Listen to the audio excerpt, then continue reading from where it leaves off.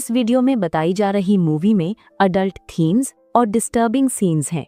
ये एक्सप्लेनेशन सिर्फ एजुकेशनल और स्टोरी टेलिंग पर्पस के लिए है। 18 साल से कम एज के व्यूअर्स इस वीडियो को ना देखें।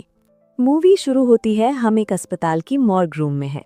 वहाँ बहुत मशहूर और खूबसूरत एक्ट्रेस एना फ्रिट्ज की लाश रखी हुई है।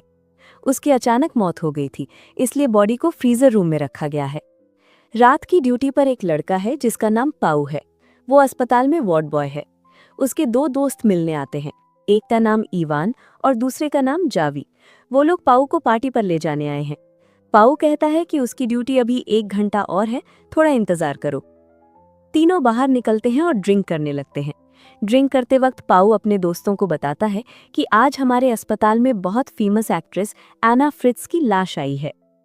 ये सुनते ही इवान उत्सुक हो जाता है और पूछता है कि क्या हम उसकी बॉडी देख सकते हैं। पाऊ पहले मना करता है कि वहां कोई नहीं जा सकता, नौकरी चली जाएगी। लेकिन इवान बहुत जिद करता है। वो कहता है, जब एना जिंदा थी तब मैं उससे मिलने की बहुत कोशिश करता था, कभी मिली नहीं। अब कम से कम लाश ही देख लूं। आखिर में पाऊ मान जाता है और दोनों को मॉर्ग रूम में ले जाता है। नौकरी की परवाह किए बिना दरवाजा खोल देता है। पाऊ एना की बॉडी के पास जाता है और कहता है, देखो ये एना फ्रिट्ज की बॉडी है।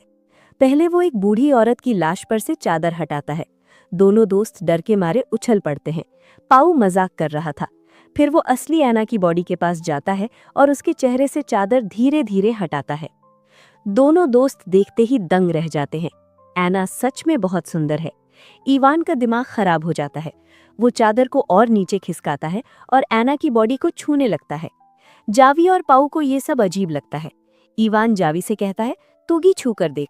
जावी थोड़ा छूता है, लेकिन उसे अच्छा नहीं लगता और हाथ हटा लेता है। लेकिन इवान को देखते देखते बुरी नीयत हो जाती है। वो अपने दोस्तों से कहता है कि वो एना के साथ फिजिकल रिलेशन बनाना चाहता है। जावी को सुनकर बहुत बुरा लगता है। वो कहता है, मुर्दा के साथ ऐसा करना बहुत गलत है। पर पाऊ बोलता है, मैंने पहले भी एक लाश के साथ ऐसा किया है, किसी को पता नहीं चला, कुछ गलत नहीं है। जावी को मजबूरी में हाँ कहनी पड़ती है, हालांकि उसका मन नहीं था। तीनों मिलकर ड्रग्स लेते हैं ताकि काम आसान हो जाए। फिर पाऊ और जावी बाहर चले जाते हैं। इवान अकेला कमरे में रह जाता है और एना की बॉडी के साथ फिजिकल रिलेशन बना लेता है। काम खत्म करके बाहर आ जाता है। अब पाऊ की बारी आती है। वो अंदर जाता है और इवान जैसा ही करने लगता है। तभी अचानक एना जिंदा हो जाती है। वो पूरी तरह होश में आ जाती है और सब कुछ महसूस कर रही होती है। लेकिन पाऊ इतना खोया हुआ था कि उसे पता ही नहीं चलता। जब पाऊ को एहसास होता है कि एना जिंदा हो गई है तो वो डर के मारे चीखने लगता है। उसकी चीख सुनकर इवान और जावी दौड़ते अंदर आते हैं। पाऊ बताता है कि एना जिंदा हो गई है। तीनों घबरा जाते हैं। उन्हें डर लगता है कि एना को सब पता चल गया है और वो पुलिस को बता देगी। इवान कहता है, इसे फिर से मार दो, कोई सबूत नहीं रहना चाहिए। लेकिन जावी विरोध करता है। वो कहता है अब इसकी मदद करनी चाहिए। वो एना को पानी पिलाता है और उसके शरीर पर चादर डाल देता है। इवान को जावी की ये बात बिल्कुल पसंद नहीं आती। दोनों में झगड़ा हो जाता है। झगड़ा इतना बढ़ जाता है कि इवान जावी को बहुत मारता है। पाऊ अलग करता है, लेकिन जावी के सिर पर गहरी चोट लग जाती है और वो बेहोश हो जाता है। सिर से खून बहने लगता है। इवान और पाऊ जावी को फर्स्ट एड देने के लिए उसे दूसरे कमरे में ले जाते हैं। रास्ते में उनके कपड़े खून से सन जाते हैं। तभी एक स्टाफ मेंबर आ जाता है। एना चिल्लाने की कोशिश करती है, लेकिन उसमें इतनी ताकत नहीं कि बोल सके या हाथ हिला सके। पाऊ स्टाफ मेंबर को बातों में उलझाकर भगा देता है। स्टाफ के जाने के बाद इवान जावी को चेक करता है तो पता चलता है कि जावी मर चुका है। पाऊ को ये सुनकर बहुत दुख होता है और वो रोने लगता है। इवान पाऊ को समझाता है कि ये दुर्घटना थी, हमारी गलती नहीं। तभी एना, जो सब सुन रही थी, बोलती है, तुमने मेरे साथ जो किया और अपने दोस्त के साथ जो हुआ, मैं पुलिस को सब बता दूंगी, तुम्हें सजा जरूर मिलेगी। इवान और पाऊ डर जाते हैं। इवान पाऊ को बाहर ले जाकर कहता है, अगर पुलिस को पता चला तो हमारी जिंदगी बर्बाद, अब हमें प्लान बनाना होगा।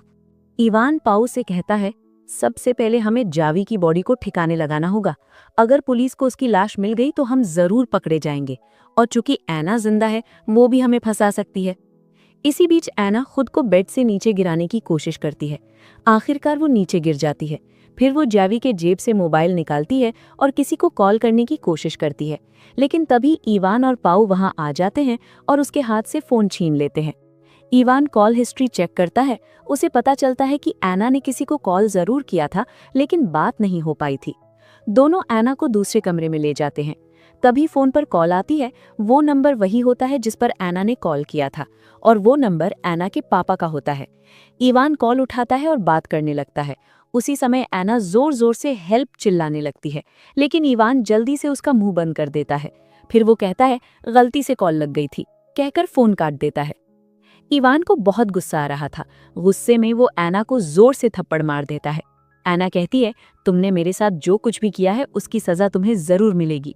इवान जवाब देता है, कुछ देर पहले तुम एक लाश थी और अब मैं तुम्हें फिर से लाश बनाने जा रहा हूँ। फिर इवान अपने दोस्त जावी की बॉडी ठिकाने लगाने के लिए कंटेनर लेने बाहर जाता है।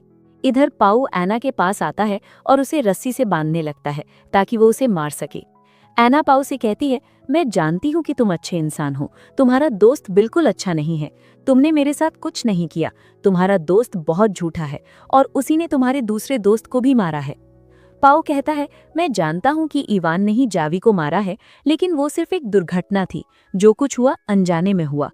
एना जवाब देती है, तुम्हें कुछ पता नहीं। जब तुम स्टाफ मेंबर के साथ बाहर गए थे तब इवान ने ही जावी का गला घोंटकर उसे मारा था।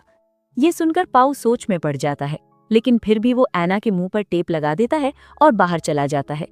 पाओ के बाहर जाने के बाद एना खुद को खोलने में कामयाब हो जाती है। वो खिसकते हुए लिफ्ट के पास पहुंच जाती है। वो लिफ्ट का दरवाजा बंद करने ही वाली होती है कि इवान वहां आ जाता है और उसे फिर से पकड़कर वापस ले आता है। अब पाओ इवान से कहता है, तुमने ही जावी को मारा है। इवान मान लेता है, हाँ मैंने ही मारा, लेकिन वो दुर्घटना थी। पाओ कहता है, वो दुर्घटना नहीं थी, तुमने जावी का गला घोंट कर मारा, ये बात मुझे पता चल गई है। इवान गुस्सा हो जाता है और कहता है, ये सब एना ने तुम्हें बताया है ना, वो झूठ बोल रही है, उसकी बातों पर भरोसा मत करो। फिर इवान एना को मारने का प्लान बनाता है। वो एक कपड़ा लाता है और पाऊ के हाथ में देता है। कहता है, तुम ये कपड़ा उसके मुंह नाक पर रखकर दम घोंट दो। लेकिन पाऊ कपड़ा वापस इवान को दे देता है और कहता है, तुमने ही जावी को मारा है, इसलिए तुम ही एना को मारो। इवान गुस्से में कपड़ा पाऊ के हाथ में रखकर खुद एना का दम घोंटने लगता है। थोड़ी देर बाद एना फिर से मर जाती है, या ऐसा लगता है। अगले सीन में इवान अपने दोस्त जावी की बॉडी कंटेनर में डालकर बाहर ठिकाने लगाने जाता है। इधर पाऊ एना की बॉडी को साफ करता है, उसके ऊपर चादर डालता है और चला जाता है। जाने से पहले वो एक बार चेहरे से चादर हटाता है और हम देखते हैं कि एना जिंदा है। दरअसल ये सब एना और पाऊ का प्लान था। जब एना पाऊ से कह रही थी कि तुमने मेरे साथ कुछ नहीं किया, तब पाऊ को लगा कि अगर एना जिंदा भी रही तो शायद वो उसे फंसाएगी नहीं, इसलिए दोनों ने मिलकर ये प्लान बनाया। जब पाऊ कपड़ा रखकर दम घोटने की एक्टिंग कर रहा था, एना ने भी मरने की एक्टिंग की। अब इवान जावी की बॉडी ठिकाने लगाकर वापस आता है। पाऊ और इवान बाहर निकल जाते हैं। बाहर आने के बाद इवान को याद आता है कि उसका आईडी कार्ड अंदर रह गया है। वो आईडी लेने अंदर जाना चाहता है। पाऊ बहाने बनाता है ताकि इवान अंदर ना जाए, क्योंकि उसे पता है कि अगर इवान अंदर गया तो एना को जिंदा देख लेगा। लेकिन इवान नहीं मानता और अंदर चला जाता है। अंदर जाते ही उसे एना जिंदा दिखती है। एना को जिंदा देखकर वो पाऊ पर बहुत गुस्सा करता है, लेकिन वो पाऊ को मारना नहीं चाहता था, इसलिए उसे छोड़ देता है। तभी पीछे से एना आती है और इवान पर हमला कर देती है। वो कैंची से उसके गले पर वार करती है। इवान नीचे गिर जाता है और उसकी मौत हो जाती है। पाऊ एना से कहता है, ये तो हमारे प्लान में था ही नहीं, तुमने इसे क्यों मारा? लेकिन तभी एना पाऊ पर भी हमला कर देती है। पाऊ की भी मौत हो जाती है, क्योंकि एना सिर्फ अपनी जान बचाने के लिए पाऊ का इस्तेमाल कर रही थी। पाऊ भी उतना ही गुनहगार था जितना इवान, इसलिए एना उसे भी मार देती है। इसके साथ ही मूवी खत्म हो जाती है। दोस्तों, आपको ये पूरा मूवी एक्सप्लेन कैसा लगा, कमेंट करके ज़रूर बताएं। अगर वीडियो पसंद आया हो तो लाइक कर दें और इसी तरह की मज़ेदार मूवी एक्सप्लेन देखने के लिए चैनल को सब्सक्राइब करना ना भूलें। बेल आइकन भी दबा दें ताकि नई वीडियो की नोटिफिकेशन सबसे पहले आपको मिले। मिलते हैं अगली वीडियो में। बाय।